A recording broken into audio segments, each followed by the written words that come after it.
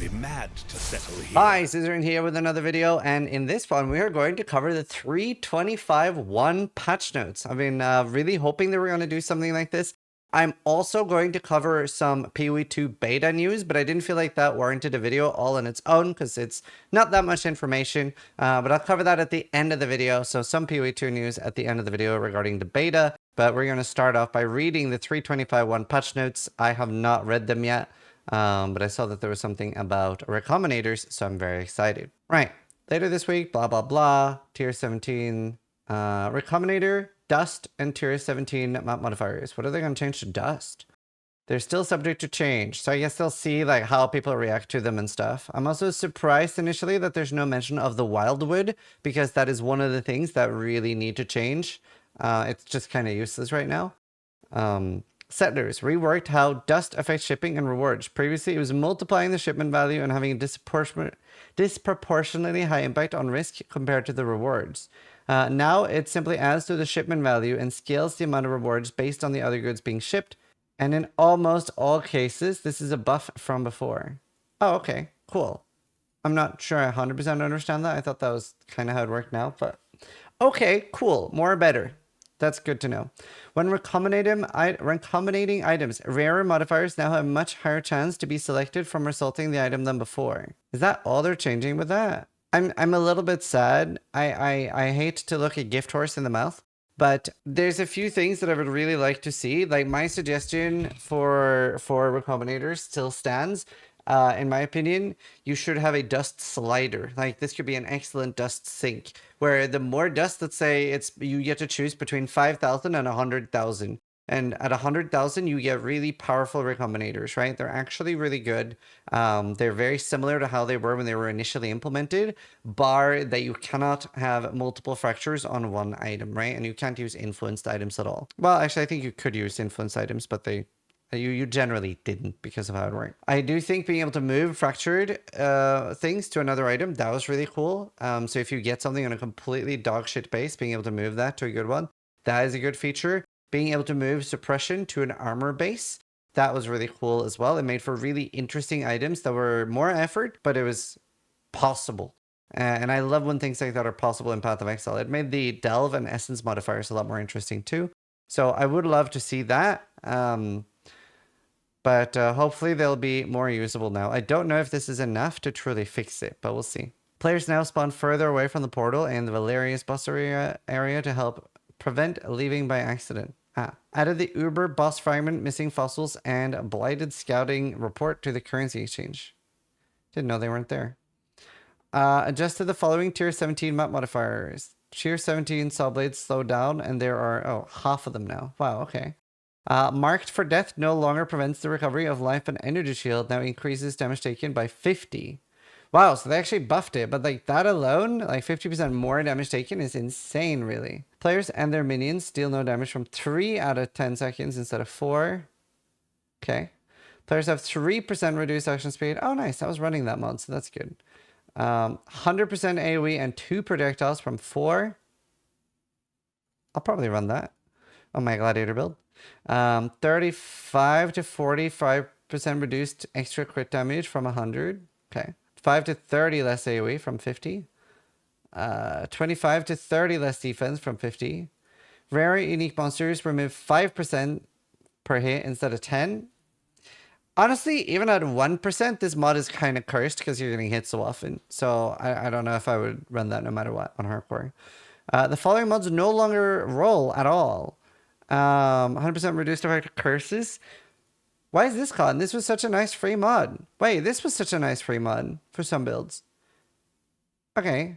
This one not being able to roll is good, I guess. Cannot read. Okay, cool. Cool. This one's good because I couldn't do that. So that's nice for me. Players have 90% reduced effect of... Oh, I didn't mind this one because I only have pride. Oh, okay. Interesting. Monsters cannot be leached from. Damn, that was a free one too. There's just a lot of deadly mods left. Added a new tier 17 modifier. Players have 50 to 60% reduced maximum total recovery from leech. Interesting. Okay. Oh, okay. So that's instead of that. Never mind. So this is a free mod for me. The Divination Scar Plenty now grants additional packs of monsters have 800% chance to drop divination cards. instead of modifying existing packs in the area. There's a limit of 5 from 1. Okay. The best aircraft at 30% quality of map now specifies it grants 30% base quality. If you use this on with Maven Chisel, it wouldn't have added more of the alternative quality. Oh, okay. Updated the Vengeful skill cry that it clarifies minions cannot gain rage. Singular carapace has been renamed to Towering Carapaces. Updated remaining text for Reliquary Scarps to say Titanic. Added a slot for Comb Unique Siege Helmet to the unique. Okay. And then bug fixes. Okay, actually, I'm a little bit disappointed. I thought they would lower the gold cost of our city. Like, it's very overwhelming. And the fact that it's overwhelming for people like me, like, it seems very balanced around people blasting tier 17s because then gold is not an issue. But if I'm even blasting tier 16s, it's hard to keep the mappers up. So, very surprised. I was hoping for Wildwood changes. I was hoping for better recombinator changes. It does remain to be seen. It could be really good now. And I was hoping for some gold leniency. I was hoping for some leniency there.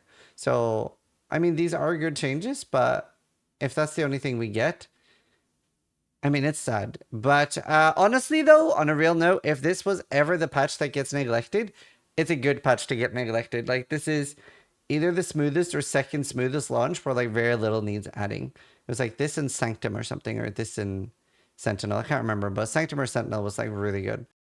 From the get-go. So either way, good that they're doing these things. Hopefully see a little bit more, a few more tweaks. But either way, they're probably focusing really hard on PoE2, which brings me to the second part of the video. So some people have received this email, and you might be thinking, some people, we know you're invited, Zizaran, and streamers are actually not invited to this test, which I personally think is a really good thing and something I was advocating for. I hated how Diablo 4 was completely solved by content creators on launch, and that it was usually just like the game hadn't even launched yet and people had over 2,000 hours before the game came out. I like that there's some like discoverability and stuff, right? So streamers getting access when it's streamable would be really great in my opinion, and not before. So I think that's wonderful. They seem, from what I've understood, to have focused on people with very low amount of hours played. So I think that's what they want feedback on in the first round, and that they want feedback from people that are like newer to Path of Exile and aren't like, you know, fully min-maxed and have thousands of hours. Because a lot of the people I know that I've gotten in are like sub 200 hours, sub 500 hours played. So that is really cool, and hopefully they get some good feedback from them. But I don't think a lot of people got access currently to this upcoming beta. So yeah, very cool. Excited for more PoE2 news. Now, there will be a beta later, and for those that are wondering how Path of Exile usually does betas, and there could be changes, but the way they've done betas in the past is that there are several ways to get in to when it's a more open beta where you can get access. And they usually like to reward any existing Path of Exile players that have supported the game over a long time with free access. So if you've ever spent a total of $500 accumulated over all the years you've been playing Path of Exile, you're usually in without paying anything else, right? Then you just get access because you are a long-term supporter. They also, for those that have not spent a lot of money on the game, they in the past have had like a $10 or $20 supporter pack, maybe 30, where you buy that supporter pack and you get access, right? It's not like you have to spend $500 to get access. So you buy whatever that supporter pack is, and that gives you access. And on top of that, they have just been giving out free access in waves, and they've had like signups and raffles and stuff like that. So there are quite a lot of ways to get access. But the betas are usually like semi-open. They're not just like, they're usually not everybody gets access.